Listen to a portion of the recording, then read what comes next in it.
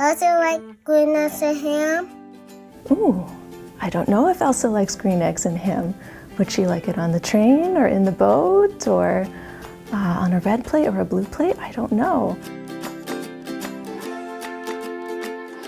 My name is Sarah Reeves and I work in the Women's Studies department. I currently teach Women's Studies 150, Women, Community, and Technology. What is the song Into the Unknown about? I am afraid of what I'm risking if I follow you into the unknown. I think it really has to do with discovering who you are. Elsa has known for a long time that she's different. There's an otherness about her. So she knows that her life is not following the same story as the typical person in her culture. Hi, my name is Isabel and I had this question, 2 questions about Frozen 2.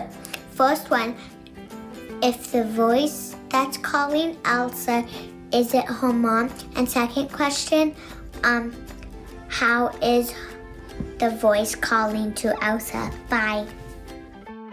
Hi, Isabel. That's a great question about the voice. I think that the voice represents destiny. I think it's destiny calling out to Elsa, and she needs to find out where that destiny is leading her. For her, I think it does take the shape of her mother because uncovering the truth about her mother is so important to her understanding her past. But I think it's a representation that we all are looking for that voice. We're all trying to find out what is our destiny.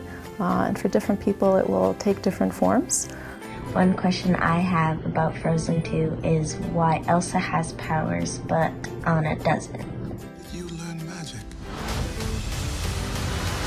Ooh, Soraya, I think that's a fantastic question. I think the directors were trying to show that women can be empowered in a variety of ways. Historically speaking, especially in literature and film, in some of the earliest ways women were allowed to be autonomous and free. Science fiction and fantasy have really allowed for that, because in science fiction and fantasy you can break the rules, you can be anything you want, you can have magic which can empower you even when society doesn't give you the tools to empower yourself. So I think Elsa is a symbol of that.